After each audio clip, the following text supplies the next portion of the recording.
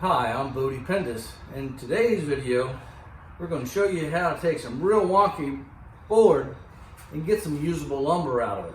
So let's get to cracking.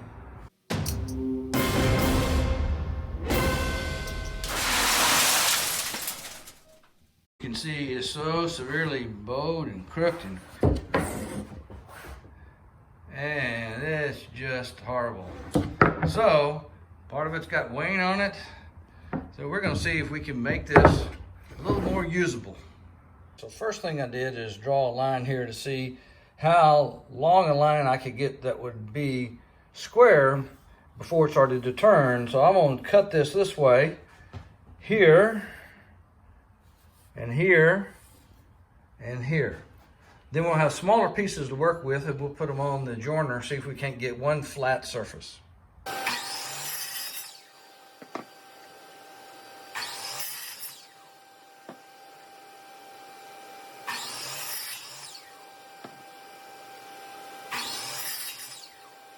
So after I cut the board into sections that are relatively straight, I take it over to the joiner and get one surface or one face square. And after I get that face square, then I go to one edge. So I'll get one edge and one face square so we can go on to the next step. Okay, now I have my pieces with a flat surface and a perpendicular edge. So I can take that edge up against the fence and square up another edge. The reason I'm doing that is because I'm going to put this back up and cut it, resaw it this way, and I need to be able to flip it over and have these two surfaces to be parallel. So let's do that now.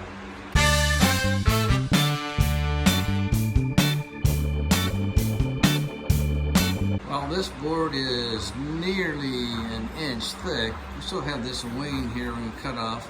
Even if we cut that 3/4 of an inch, this side over here may not yield that much.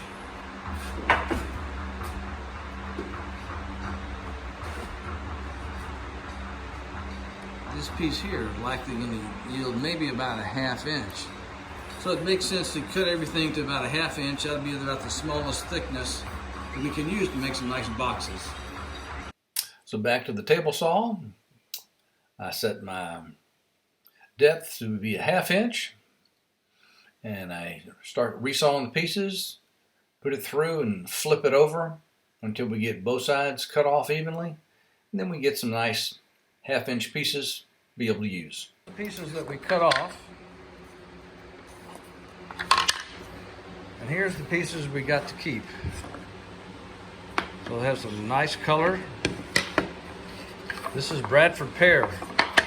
I just love working with this stuff. It's got great color and great texture. So we'll be able to make a box out of that. So we went from some unusable lumber with some very fabulous looking figure and grain, and maybe even a little curl in here.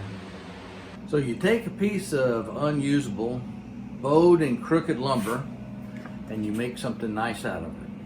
So here's a nice little box I made with the sliding lid, wonderful colors, wonderful textures on the ends and inside. So not everything is disposable. Not everything should be thrown away. Sometimes you can make a good use of it.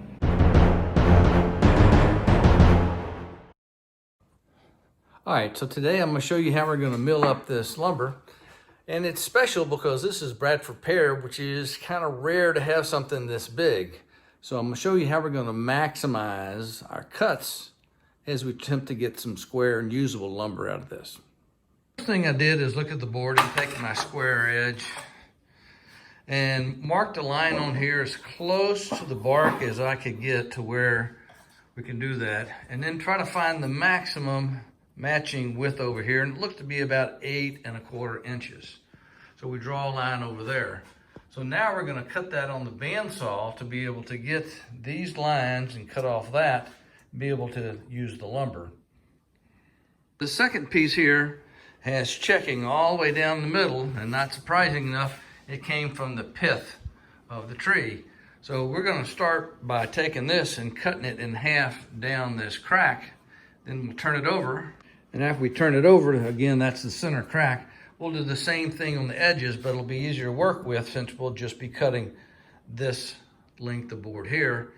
We'll hope that we'll be able to square up in the center after the cut. So let's get started. So here's the second board after we cut it down the middle, or down the pith of the tree.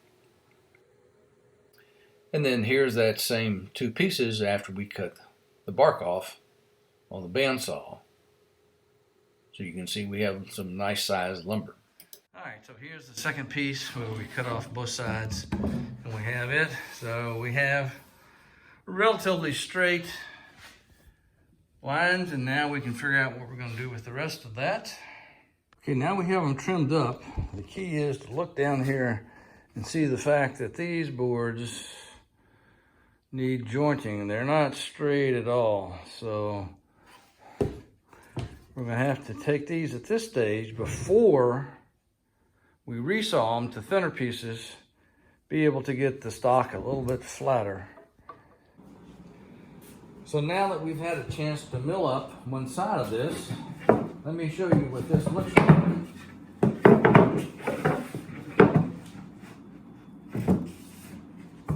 And these pieces here,